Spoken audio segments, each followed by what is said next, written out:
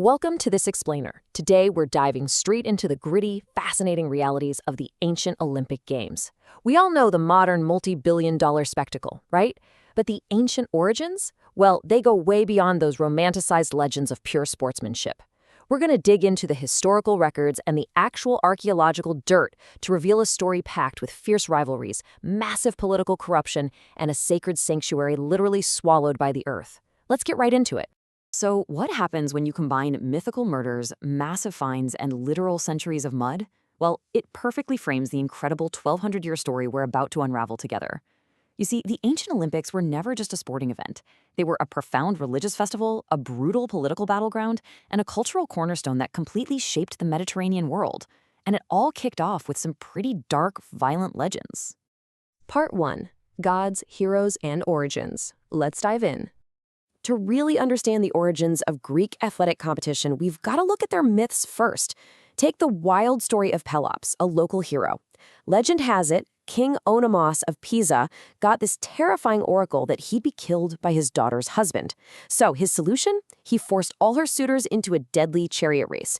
If he caught them with his supernaturally fast horses, he speared them. Brutal, right? 13 guys died. But Pelops, being the clever hero, bribed the king's charioteer to replace the bronze axle pins on the king's chariot with wax ones.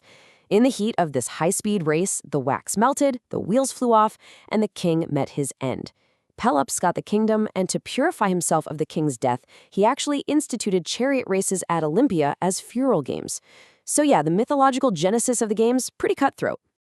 Now, let's ground those wild myths into a concrete timeline, because this history stretches well over a millennium. Archaeology shows us there was a shrine to Zeus at Olympia as early as 1000 BC. The ancient Greeks formally dated the very first games to 776 BC, though modern digs suggest the major, regional games really kicked into high gear closer to 700 BC. And get this, they lasted all the way until 393 AD, when the Christian emperor Theodosius I finally pulled the plug. I mean, think about that. That's an absolutely astonishing run for any human institution. We constantly see this fascinating juxtaposition in ancient Greece. You've got these divine ideals of peace and heroic origins, totally masking a reality of fierce political competition. Sure, the myths celebrated guys like Pelops and Heracles, putting on a show from newborn gods. But the historical reality? These games were a pan-Hellenic stage. It was the ultimate tool for city-states to flex their muscles, show off massive wealth, and build political prestige without, actually going to war. Which brings us to Section 2, the fragile Olympic truce. So you've got all these constantly warring city-states. How did they actually manage to gather in one place without killing each other? Enter the Ikecharia, the Olympic truce. 3 runners called spondophoroi were sent out from the region of Elis to all the participating cities to shout this truce from the rooftops. But let's clear something up right now. This was absolutely not some magical era of world peace. It literally just guaranteed safe passage for athletes and pilgrims and banned armies from entering the sanctuary of Olympia itself. Wars, including the incredibly bloody Peloponnesian War, just kept right on raging outside the sanctuary walls. The human reality was that they swapped battlefield combat for the stadium, but they definitely didn't always play nice. These games were intensely competitive. We're talking brutal combat sports, like the pankration. Imagine a mix of boxing and wrestling, where pretty much anything goes, except biting and eye gouging. It was intense. But the competition wasn't just physical. That intensity spilled right over into the political arena too. And if you violated that sacred truce, the penalties were absolutely severe. Look at this mind-boggling fine of 2,000 minae. To put that in perspective, that was a massive, crippling amount of money. According to the historian Thucydides, this penalty was slapped right on the Spartans during the Peloponnesian War. Their crime? They assaulted the city of Lepreum during the exact period of the Ikecharia. Now, the Spartans actually tried to dispute the fine, claiming the truce hadn't officially started yet, but the judges weren't having it, and Sparta was officially banned from attending the games. No way around it. Beyond physical violence, the games were just a hotbed for political corruption and intrigue. The prestige of an Olympic victory was literally so high that cities would do whatever it took to claim a winner. Take the ancient athlete Sotatus. At the 99th festival, he won the super prestigious long race and was rightfully crowned as a Cretan. Fast forward to the next festival, he'd been flat out bribed by the people of Ephesus to compete under their banner instead. When the Cretans found out, they were absolutely furious and banished him forever. It just goes to show the pursuit of glory has always been, well, a little bit complicated. Moving on to Section 3, Unearthing Ancient Olympia. So how does this vibrant world of ripped athletes, scheming politicians, and devout pilgrims literally get swallowed by the earth?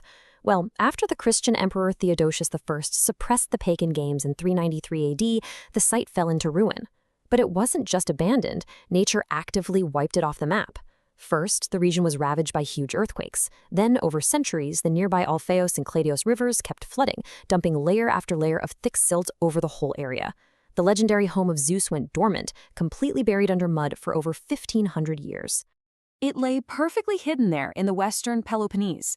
It wasn't until an Englishman named Richard Chandler traveled through the area in 1766 that those mud-covered ruins were finally, actually rediscovered. That incredible find sparked this massive wave of archaeological curiosity that would slowly start dragging the ancient games back out into the light. Then, in 1875, the German government sponsored these full-scale scientific excavations, and as they dug through all that silt, they found something that completely flipped the traditional history on its head.